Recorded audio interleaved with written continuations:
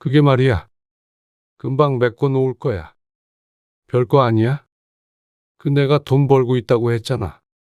그래서 미래를 위해서 투자한 것뿐이야. 뭐? 별거 아니라고? 그걸 말이라고 해? 그래서 그 돈을 다 잃었다는 거야? 잃은 건 아니지. 팔아야 잃은 거지. 아직 갖고 있잖아. 이제 오르기만 하면 돼. 당장 그거라도 빼. 주식으로 잃은 건 주식으로밖에 못 메꾸는 거야. 지금 빼면 진짜로 손실이야. 왜 상의도 없이 그런 짓을 해? 물어봤으면 당신은 당연히 반대했을 거 아니야. 그러면 하지 말았어야지. 당신 우리 엄마 집 경매 넘어갈 때 난 당신이 죽어도 안 된다길래 당신 말 들었어. 아, 또 그 얘기야. 다 끝난 얘기를 이제 와서 왜 하는 거야? 그때 충분히 당신 눈치 보면서 살았잖아. 아니, 평생을 눈치 보며 살아도 부족해. 그런데 퇴직금을 아가씨한테 줘버린 것도 모자라서 노후 자금으로 주식을 해. 오늘 이야기 속 주인공은 57세 서수림 씨입니다. 그리고 그녀의 남편에 관한 이야기이죠. 서 씨는 20대의 아들을 하나 낳고 반년 전도 일을 쉬었던 때를 제외하고는 늘 일을 했습니다. 고등학교 교사였던 서 씨가 40대에 그만두고 학원 강사가 되었는데 당시엔 남편이 꽤나 잘 벌어 전업주부를 권했을 때도 고개를 저었습니다. 젊었을 때 바짝 벌고 나이 들어서는 돈 걱정 없이 살고 싶었습니다. 현실적으로 계산해 봤을 때 아무리 원해도 일할 수 있는 시간은 짧다고 생각했죠. 그런데 그렇게 열심히 맞벌이하며 모은 돈과 퇴직금까지 몽땅 날려버린 남편. 아니, 이제는 남의 편이라고 말하고 싶었습니다. 남편이 서 씨를 인생의 동반자라고 생각했다면 절대로 그럴 수는 없었습니다. 그것도 한마디 상의도 없이 말이죠. 눈앞이 깜깜했습니다. 그 돈을 생각하면 자다가도 벌떡 일어날 정도였습니다. 그동안의 세월이 모두 다 헛짓거리가 된 것만 같았습니다. 시집 식구에서 세고 주식으로 잃어버린 서 씨 부부의 노후. 이제는 남편에 대한 신뢰도 깨졌고 함께 미래를 그리고 싶지도 않았습니다. 사고는 혼자 쳐놓고 아무런 책임도 지지 않는 남편이 괘씸하고 미웠습니다. 그래놓고는 염치 없이 서 씨에게 투자금을 달라는 남편은 이제 구제할 수가 없는 지경에 이른 듯 했습니다. 그래서 서 씨는 노후 계획에서 한 사람을 지워버렸습니다. 그리고 말년 인생을 혼자 살기로 결심했죠. 서 씨는 독립해서 살고 있는 아들이 하나 있었습니다. 2년 전부터는 남편과 둘이서 살고 있었습니다. 남편과는 동갑으로 대학 시절에 만나 결혼까지 하게 되었습니다. 평범한 부부처럼 때론 웃고 때론 울기도 하며 30년 가까운 세월 동안 같은 길을 걸어왔습니다. 표정만 보아도 무슨 생각을 하는지 알 수 있다고 생각했습니다. 하지만 그게 얼마나 큰 오만이었나 싶었습니다. 남편과 둘이 사이좋게 노년의 삶을 맞이할 거란 서 씨의 소박한 바람이 송두리째 흔들렸습니다. 서 씨는 돈을 허투루 쓰는 법이 없었습니다. 아주 젊어서는 저축을 했고 40대 중반부터는 부동산에 투자를 했습니다. 그렇다고 대단한 것은 아니었고 월세를 받을 수 있는 오피스텔이 몇 개 있었습니다. 천천히 대출을 갚아나갔더니 이제는 제법 쏠쏠하게 수익이 나오고 있었습니다. 둘 다 몇 년 더 있으면 회사를 다니긴 힘든 나이였습니다. 그러니 주변에서는 서 씨를 부러워했습니다. 물론 이것으로 노후에 돈 걱정 없이 살 수 있는 것은 아니었지만 그래도 최소한의 노후 준비는 해놓은 것 같았습니다. 서 씨도 학원 강사를 하다가 학원을 직접 차린 지 몇 년 됐는데 사업이라는 게 언제 어떻게 될지 몰랐습니다. 그리고 남편도 퇴사 후에 사업을 하겠다고 선언했기에 추가적인 수입이 있는 게 천만다행이라고 생각했습니다. 그러다가 그때 어떤 사건이 하나 있었습니다. 수림아, 어쩌면 좋냐? 왜요? 무슨 일 있어요? 울먹거리는 친정엄마의 목소리에 서씨가 다급하게 되물었습니다. 하지만 어머니는 말을 잘 잇지 못했습니다. 자꾸만 어쩌면 좋냐고 흐느끼기만 하니 답답한 마음에 서씨가 닥달을 했습니다. 도대체 왜 그러는 건데요? 어디 아파? 그게 아니라 아무래도 내가 사기를 당한 것 같아. 사기? 그러자 어머니의 입에서 놀라운 이야기가 줄줄이 나왔습니다. 친척에게 쏘가 살고 있는 집이 넘어가게 생겼다는 말이었습니다. 그래서 돈 달라고는 해봤어? 왜 안 해봤겠어? 근데 자꾸만 전화하니까 이제는 전화가 꺼져 있다고 그런다. 그 말에 서씨는 이마를 짚었습니다. 다른 친척들한테는 물어봤어요? 근데 나 말고도 당한 사람이 여럿이더라. 아주 작정하고 사람을 속였던 모양이었습니다. 아니, 왜 그랬어요? 나한테 좀 물어나 보지. 오빠나 언니는 알아요? 아직 몰라. 엄마, 자식이 셋인데. 나는 그냥 돈 많이 벌어서 너희한테 주려고 그랬지. 누가 돈 달래요? 서씨도 모르게 언성이 높아지자 휴대폰 너머로 들리는 어머니의 울음소리가 커졌습니다. 터져나오려는 한숨을 꾹 삼켰습니다. 안 그래도 심약한 노모가 쓰러지기라도 할까봐 무서웠습니다. 일단, 알겠어요. 어떻게든 해볼 테니까 걱정 말고 어떻게 하게? 마련해 봐야죠. 아버지가 돌아가시고 혼자 살고 계신 어머니를 쫓겨나게 할 순 없었습니다. 서씨는 당장 1억 5천만 원을 만들어내야 했습니다.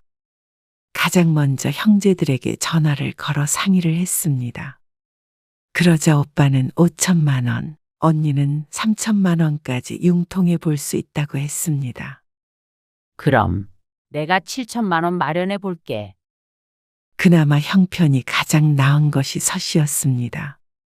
하지만 그렇다고 7천이라는 큰 돈을 현금으로 갖고 있지도 않았고 갖고 있더라도 마음대로 쓸 수는 없는 노릇이었습니다. 서씨는 그날 저녁 퇴근 후에 남편에게 사정을 이야기했습니다. 어쩌냐? 충격이 크시겠네. 뒤로 넘어가려고 하시지.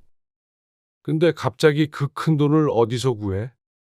그래서 서씨는 생각해온 바를 털어놓았습니다. 당신 퇴직금으로 일단 급한 불 끄면 안 될까? 뭐? 퇴직금? 그럼 나는 무슨 돈으로 사업을 해? 몇 달 쉰다며. 본격적으로 사업 구상 시작하면 대출 좀 받아서 하고 돈 되찾으면 메꿀게. 퇴직한 뒤에 한 달째 집에서 쉬고 있던 남편. 사기친 사람이 얌전히 다시 돈을 들고 온대. 신고했으니까. 순진하네. 그게 아니더라도 집 되찾고 나서 그 집으로 대출을 받든 어떻든 하면 되지. 그니까 잠시 빌리는 건데 어떻게 생각해? 그게 말이 돼? 남편의 반응은 무척 부정적이었습니다. 서씨에게 당장 떠오르는 목돈은 그것뿐이었습니다. 퇴직금을 어떻게 그렇게 함부로 써? 당장 장모가 쫓겨나게 생겼다는데 퇴직금을 함부로 쓴다며 혀를 차는 남편 때문에 서씨는 잠시 멈칫했습니다. 여태 살면서 친정의 많은 도움을 받으며 살았는데 어쩌면 잠시 고민도 안 하고 거절하는지 몰랐습니다. 하지만 아쉬운 사람이 숙이고 들어가야 하니 다시 한번 남편을 설득했습니다. 아무리 그래도 그건 안 되지. 반대로 너 퇴직금을 내가 가져다가 쓴다고 생각해봐. 당신 지금 급하지 않잖아. 집에서 쉬고 있는데 잠시도 못 빌려줘? 뭐? 내가 뭘 쉬어? 그리고 왜 안 급해? 바로 사무실 알아볼 거야. 그리고 받을 수 있을지 없을지도 모르는 건 빌려주는 게 아니지. 사정은 알겠는데 당신 좀 서운해도 어쩔 수가 없다. 그리고 그런 건 장남이 알아서 해결하지 않나 보통. 서 씨가 고개를 숙였습니다. 우리 집이나 오피스텔로 대출 좀 받는 건 안 되겠지?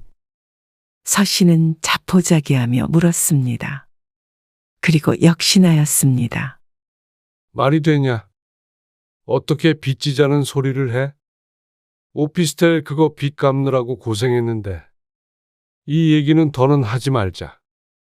아무리 그래도 어떻게 이렇게 나몰라라 할 수 있는지 몰랐습니다.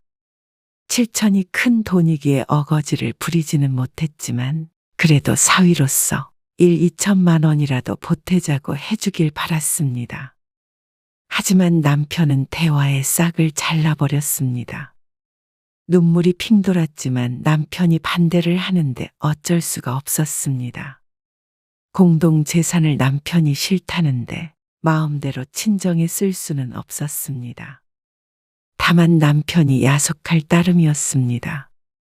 차마 언니 오빠에게 입이 떨어지지가 않았습니다. 서 씨에게서 소식이 없자 큰오빠에게서 연락이 왔습니다. 너 힘들면 내가 윤실이랑 어떻게든 해볼게. 그 말에 서 씨는 미안하다는 말밖에 하지 못했습니다. 그리고 며칠 뒤에 큰오빠에게 500만 원을 붙였습니다. 물론 남편의 허락을 받고 말이죠. 지난해 시어머니 팔순의 용돈으로 500만 원을 드렸는데 나중에 친정엄마의 팔순에는 용돈을 드리지 않기로 약속하고 보낸 돈이었습니다. 500만 원을 보내면서도 속은 무척 쓰렸습니다. 평생을 일했는데 부모가 힘들 때 마음대로 쓰지도 못하나 싶었습니다. 다행히도 큰오빠가 어디선가 나머지 금액을 융통해 왔고 겨우 어머니가 집을 잃는 것은 막을 수 있었습니다. 서 씨는 남편이 너무 밉기도 했지만 이해하려고 노력했습니다. 반대로 퇴직금을 시집에 쓰자고 했으면 고민이 됐을 테니 말이죠. 하지만 그런 상황이라면 서 씨였다면 일단은 도와주고 봤을 것이었습니다. 물론 가정일 뿐 막상 그 상황이었다면 서 씨도 또 몰랐습니다. 그래도 빈정이 상한 건 어쩔 수 없는 일이었습니다. 서 씨가 한 며칠 냉랭하게 대하니 눈치 보여서 집에도 모시겠다며 투덜거렸습니다. 서 씨는 이미 지나간 일이라 잊고 살려고 했습니다. 그런데 남편은 서 씨를 무척 신경 쓰이게 했습니다. 당신 어디 안 나가? 내가 나가긴 어딜 나가. 지난주에 사업 때문에 어디 간다고 그러지 않았어? 내가 그랬나? 아니야. 집에서도 충분해. 소파에 누워서 하는 말이 그다지 신뢰가 가지는 않았습니다. 며칠째 붙박이처럼 누워있는 모습에 어제 오늘이 헷갈릴 지경이었습니다. 나 출근할게. 잘 다녀와. 서 씨는 집 밖을 나서면서도 고개를 갸웃거렸습니다. 맨날 뭘 좀 알아본다며 컴퓨터 앞에는 앉아 있는 것 같은데 서 씨가 보기엔 딱히 사업과 관련된 걸 보고 있지는 않은 것 같았습니다. 바로 시작한다던 사업은 어떻게 된 거지 몰랐습니다. 몸이 안 좋아 쉬던 날이 있었는데 어쩐 일인지 소파에 누워있질 않고 종일 서재에 틀어박혀 있는 남편이 신기해 들어가 보았습니다.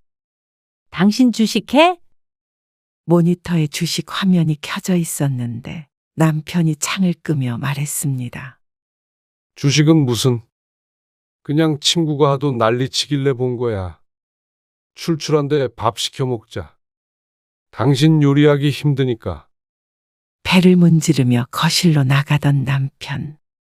하긴 남편이 그런 걸 할 리가 없었습니다. 한창 주식 열풍이 불 때도 전혀 관심이 없던 남편이었습니다. 재테크에 관심이 있는 건 오히려 서 씨였습니다. 그 뒤로는 남편이 주식을 보는 걸 목격한 적은 없었습니다. 3달 뒤쯤 서 씨는 진지하게 남편에게 물었습니다. 당신 계속 쉬어? 서 씨도 어지간하면 퇴직한 남편에게 잔소리하고 싶지 않았습니다. 하지만 한마디 안 할 수가 없었습니다. 바로 구한다던 사무실은 나가지도 않고 어떻게 구하나 싶었습니다. 그런 남편의 모습에 자꾸만 친정엄마의 일을 떠올릴 수밖에 없었죠. 그리고 그게 아니라도 불만은 있었습니다. 그러면 최소한 집안일은 좀 당신이 해줘야 할 거 아니야? 늘 녹초가 되어 퇴근하는 서 씨를 보고도 아무 생각이 안 드는지 남편은 배짱이가 따로 없었습니다. 남편도 얼마 전까지만 하더라도 회사 생활을 했으니 충분히 알 텐데 말이죠. 집은 엉망이었습니다. 둘 다 일할 때는 집에 있는 시간이 길지 않기에 유지하고 살았지만 남편이 종일 집에만 있으니 너무 어수선했습니다. 쓰레기가 돌아다니고 싱크대에는 설거지가 쌓여 있었습니다. 밥은 내가 해도 최소한 청소는 당신이 해야 할 거 아니야? 설거지도 그렇고. 퇴근하고 와서 내가 해? 회사의 부지런함도 두고 퇴사를 했는지 의문이었습니다. 아이고, 이제 일 안 한다고 바가지 긁네. 아, 전화 왔다. 선수가. 갑자기 신우이의 이름을 부르며 서재로 쏙 들어가 버리는데 진짜로 전화가 온 건지 잔소리를 피하려고 척만 하는 건지 몰랐습니다. 근데 남편 퇴직하면 다 그래. 근데 너희는 더 심하겠다. 네가 아직 일하니까? 주변 사람들은 이 정도 갈등은 다 있다고 했습니다. 시간이 지나 노는 게 지겨워지면 알아서 돌아오니 걱정 말라고들 했죠.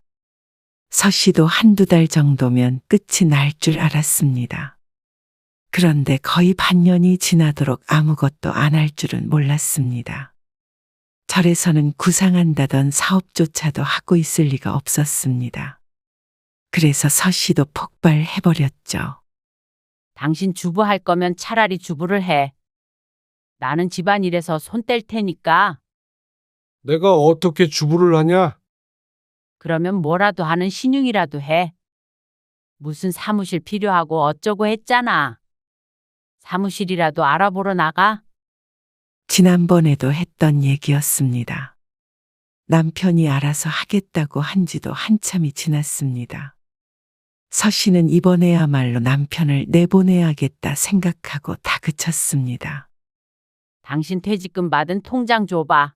그러자 남편이 우물쭈물했습니다. 그러다가 황당한 이야기를 했습니다. 사무실을 구할 돈이 없다는 남편. 뭐? 당신 퇴직금 있잖아. 어쩐지 느낌이 좋지 않았습니다. 잠깐 쓸 데가 있어서. 그 돈을 잠깐 어디다 써? 있어. 아니 그러니까 어디다 썼냐고? 그게 말이야. 선숙이 지난번에 이사했잖아. 아가씨가 이사한 거랑 당신이랑 무슨 상관이야? 서 씨는 말을 내뱉자마자 깨달았습니다. 그 돈이 몽땅 어디로 갔는지 말이죠. 기가 막힌 노릇이었습니다. 신우이가 이사하는데 돈을 보태줬다는 말이었습니다. 그래서 여태 집에서 빈둥거린 듯 했습니다. 서 씨가 화를 내자 남편이 눈치를 보며 말했습니다. 그러면 걔가 그렇게 힘들다는데 어떻게 하냐? 또 어머니도 그랬으면 하시고. 아니 그걸 왜 당신이? 너무 서운해서 말도 안 나왔습니다. 당신 우리 엄마 집 넘어갈 뻔했을 때 뭐라고 그랬어? 안 된다고 했잖아. 바로 사업 시작할 거라고 그렇게 냉정하게 말했잖아. 근데 당신은 말도 없이 한마디 의논도 없이 빌려줘? 급한 일도 아니고 그냥 전세 살다가 집을 사서 이사 간 것일 뿐이었습니다.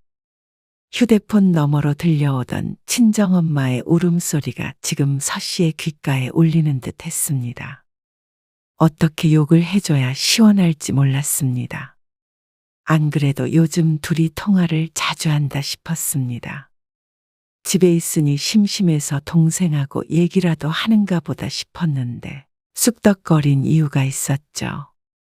자기 가족만 가족인 줄 아는 남편이 너무나 괘씸하기도 했지만 사라진 돈 또한 걱정이 되었습니다.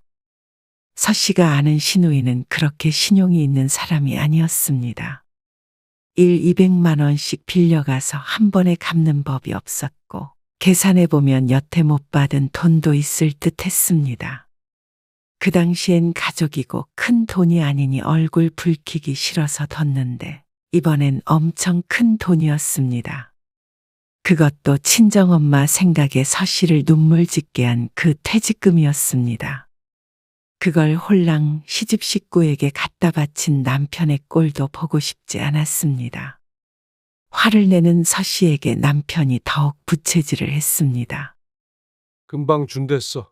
그리고 내가 장남인데 장남 노릇은 해야 할 거 아니야. 아니, 근데 우리가 그렇게 여유가 없는 것도 아니잖아. 당신이 방금 전에 여유 없게 만들었잖아. 그러자 남편은 적반하장으로 나왔습니다. 근데 당신 웃긴다. 장모님은 내 퇴직금으로 도와달라고 그러더니 왜 내가 동생 도와주니까 돈 타령이야? 나는 상의했고 안 된다고 해서 안 도와줬다. 근데 당신은 남편은 어떻게 말해도 자신이 불리한 것 같자 꼬리를 내렸습니다. 아, 미안해. 어떻게 하다 보니까 상황이 그렇게 됐어. 서 씨는 남편에게도 화가 났고 신우이도 괘씸했습니다. 다음 날 남편이 신우이에게 언질을 했는지 웬일로 전화가 왔죠. 그러면서 당연히 서 씨가 아는 줄 알았다며 능청을 부렸습니다. 그랬다면 돈을 꿔갔을 때 전화라도 한 통 했을 텐데 거짓말이었습니다. 당시에 집들이도 했었는데 그런 말은 이런 방구도 없었습니다. 당장은 큰 돈을 만들기 힘드니 몇 달만 기다려달라고 했습니다.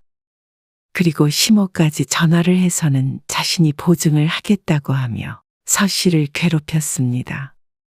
그 때문에 한동안 부부 사이는 좋지 않았습니다.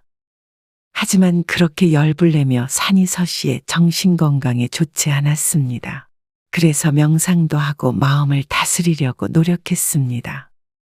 이미 건너간 돈이었고 다른 사람도 아니고 신우이가 돈을 떼먹지는 않겠지 하고 긍정적으로 생각하기로 했습니다. 하지만 친정엄마 사건과 몰래 돈을 꿔준 일은 서 씨의 가슴에 깊은 상처를 남겼습니다. 회복이 되려면 시간이 필요할 것 같았죠. 남편은 그때부터 서 씨의 눈치를 보며 전업주부 노릇을 했습니다. 주문은 못한다더니 상황이 되니 다 되었습니다. 몇 달 뒤, 서 씨가 남편에게 처음으로 물었습니다. 왜 아무 소식이 없어? 무슨 소식? 아가씨 말이야. 최소한 언제 주겠다는 말은 있어야 할 거 아냐? 아, 어련히 갚겠지. 어련히? 정말로 긁고 싶지 않았던 바가지를 긁게 만드는 말이었습니다. 속으로 참을 인을 3번 써내려가며 말했습니다. 그렇게 기약이 없으면 당신 한다던 사업은? 벌써 퇴직하고 집에만 있은 지가 1년이 다 되어갔습니다. 그런데 남편은 태연하게 대꾸했습니다. 내가 다 돈 벌고 있으니까 당신은 걱정하지 말어. 선숙이한테 빌려준 돈 생각도 안 나게 해줄게. 돈을 벌고 있다고? 무슨 수로 집에서 놀면서 돈을 벌어? 근데 왜 돈 받았다는 소리가 없어? 아, 아직 받은 건 아니고. 내가 맨날 컴퓨터로 뭐 하고 있다고 생각하는 거야. 남편이 거들먹거렸습니다. 조금만 기다려봐. 그러면서 실실 웃는 모습을 보니 기대가 되는 것이 아니라 불안했습니다. 당신 이상한 짓 하는 거 아니지? 무슨 이상한 짓? 더 이상 사고 치지 마. 그럼 나 제명에 못 살아 진짜? 아, 그거 딱 한 번 그랬다고 사람을 철부지로 만드네. 당연한 소리를 해? 내가 사고를 왜 쳐? 별일이야 있을까 싶었습니다. 최근 들어 서 씨에게 가장 큰 사고는 남편의 퇴직금 사건이었는데 이제는 남편에게 사고칠 돈도 없었습니다. 그리고 그맘때쯤 일이 너무 바빠져서 남편에 대해서는 신경도 못 썼습니다. 하도 집안일을 잘하길래 이제 일은 안 하고 주부로 전향하려나 보다 생각했죠. 그런데 그때 제대로 추궁을 했어야 했습니다. 우연히 오피스텔 한 곳에 등기부등본을 떼볼 일이 있었는데 근저당이 설정되어 있었습니다. 그리고 그건 서 씨가 한 일은 아니었습니다. 이게 뭐지? 그래서 다른 곳들도 다 떼보았더니 남편 명의로 되어 있던 곳 중 하나는 다른 사람이 소유자로 바뀌어 있었습니다. 서 씨는 무척 혼란스러웠습니다. 서류가 거짓말을 하고 있는 것이 아니라면 범인은 한 사람뿐이었습니다. 그게 말이야. 금방 메꿔 놓을 거야. 남편의 한마디에 서 씨는 무너져 내리는 듯한 기분을 느꼈습니다. 눈앞이 까마득해서 휘청거리는 걸 남편이 붙잡았습니다. 별거 아니야. 내가 돈 벌고 있다고 했잖아. 그래서 미래를 위해서 투자한 것뿐이야. 뭐? 별거 아니라고? 그걸 말이라고 해? 7억이 넘었습니다. 팔아치운 오피스텔과 근저당들까지 합치면 말이죠. 그런데 그걸 몽땅 주식에 투자했다는 남편. 그리고 남은 돈은 5천 정도가 고작이었습니다. 그래서 그 돈을 다 잃었다는 거야? 잃은 건 아니지. 팔아야 잃은 거지. 아직 갖고 있잖아. 이제 오르기만 하면 돼.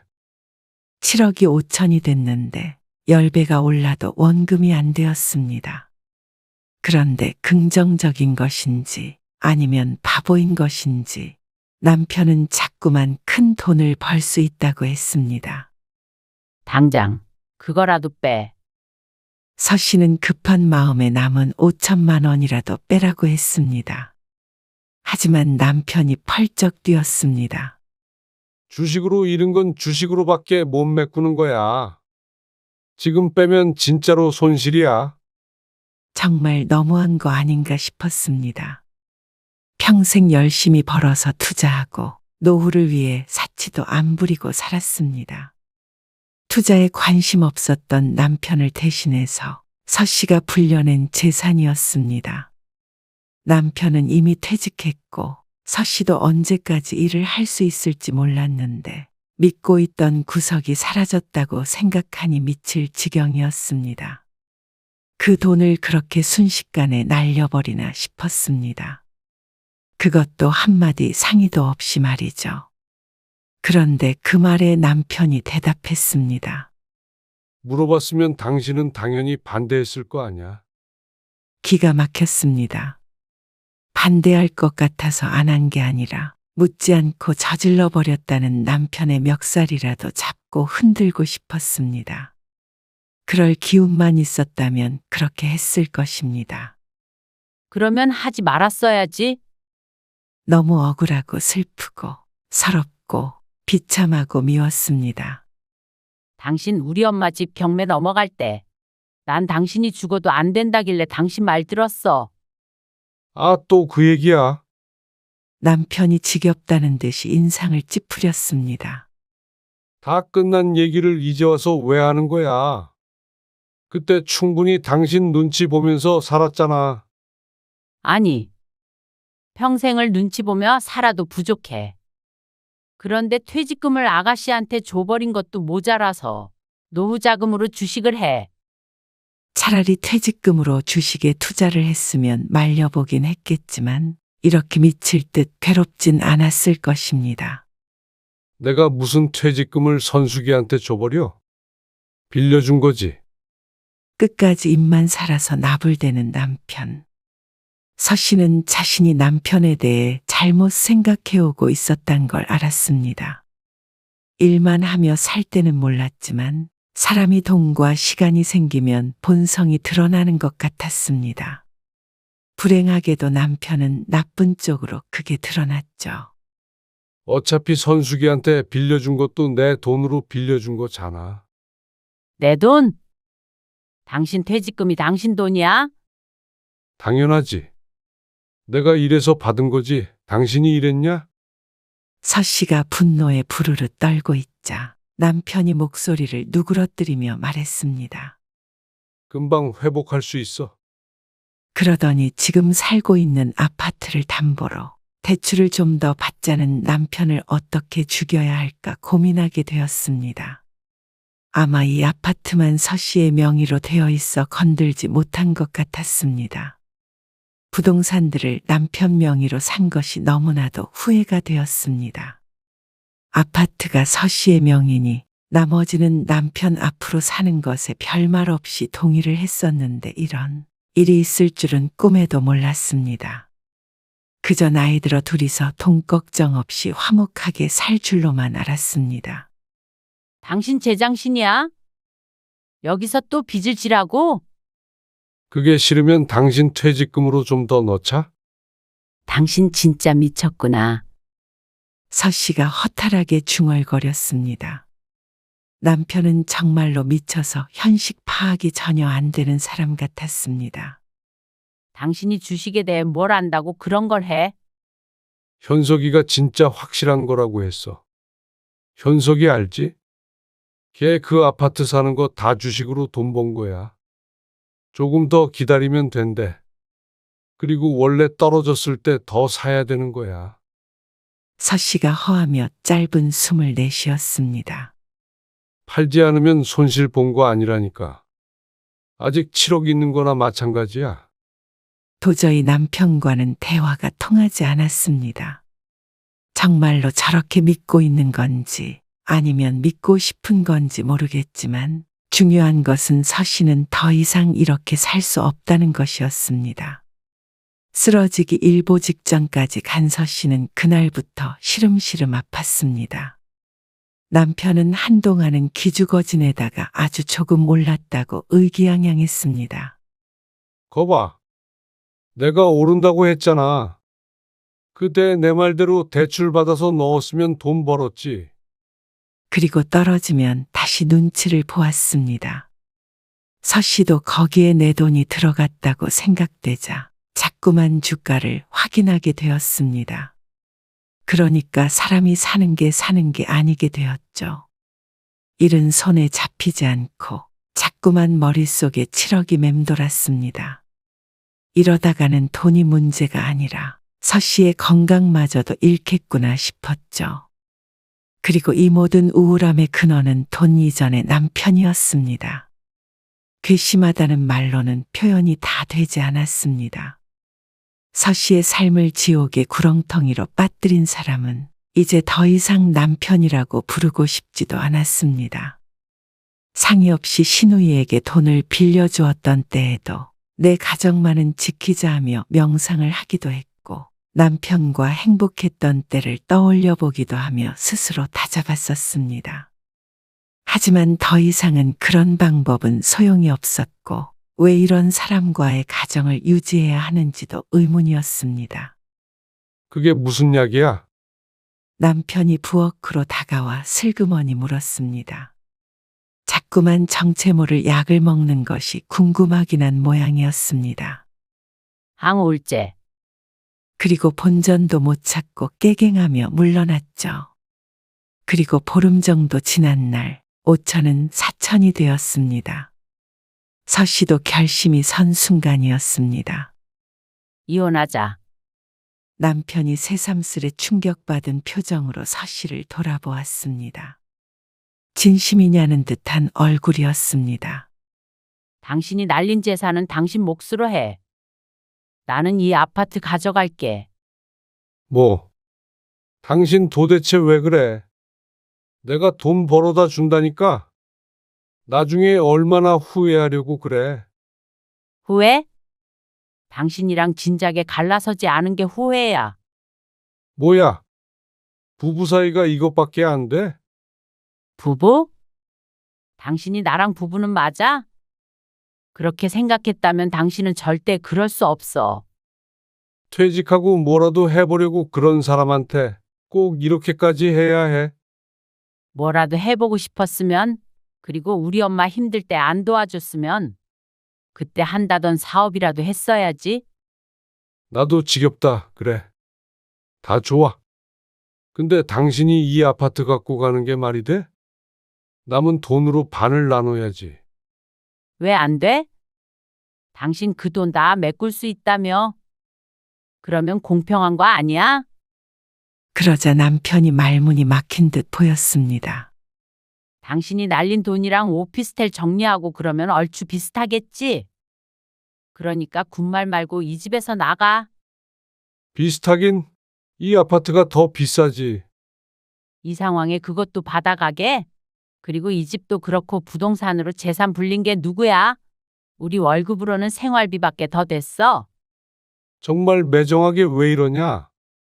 그게 싫다면은 소송할 거니까. 지저분하게 만들고 싶다면 그렇게 해. 나한테 정신적 피해 보상까지 하고 싶다면 말이야. 그리고 다음날 남편을 집에서 쫓아내 버렸습니다. 아마 시부모님 집으로 들어갔는지 자꾸만 시어머니에게서 전화가 왔습니다. 저 이혼해요. 아니, 도대체 왜? 아범이 말 안 해요? 아범한테 한번 물어보세요. 그동안 감사했습니다. 그리고는 전화를 끊었는데 다시 연락이 오는 일은 없었습니다. 서 씨의 아들은 아버지의 만행을 듣더니 이혼한다는 말에도 반대하지 않았습니다. 한숨만 푹 쉴 뿐이었습니다. 서 씨는 지저분한 소송도 각오했는데 시어머니가 설득을 했는지 아들이 설득을 했는지 아니면 최소한의 양심이 남아 있었는지 그것도 아니면 곧 대박 터진다는 그 주식을 믿고 있었는지 얌전히 이혼을 했습니다. 그리고 서 씨에게는 아파트 하나가 남았죠. 서 씨는 아파트를 팔고 작은 집으로 이사를 했습니다. 처음부터 다시 시작하기로 마음먹었습니다. 다행스러운 것은 아직 서 씨가 일을 하고 있었고 빈털터리가 된 것은 아니라는 점이었습니다. 그리고 혼자라면 차라리 나았습니다. 그리고 반년쯤 지났을 때 남편이 샀다던 주식을 보니 당시보다도 더 곤두박질 쳐 있었습니다. 서 씨는 더 이상 관심을 끄기로 했습니다. 본인이 선택한 삶이니 알아서 하게 냅둬야 했고 이제는 걱정하고 말고 할 사이도 아니었습니다. 어쩌면 쌤통이라는 생각도 좀 했을지도 몰랐습니다. 그리고 또 반년쯤 지나자 서 씨의 아파트를 매수한 사람에게서 전화가 왔습니다. 웬 추레한 남자가 그 집이 자기 집이라며 난동을 부렸다는 말이었습니다. 만약 또 그러면 경찰에 신고하시면 돼요?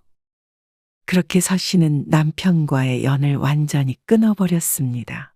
이제는 약도 먹지 않았고 마음의 평화를 어느 정도는 되찾게 되었습니다. 처음부터 그런 남편은 없었다고 생각하면 됐습니다. 이사한 뒤 나머지 돈으로 또 작은 아파트를 하나 샀었는데 그게 또 많이 올랐습니다. 출발이 좋다고 생각했습니다. 이제 노후 삶은 남편과 함께가 아닌 혼자서 더 행복하게 살아갈 예정이었습니다.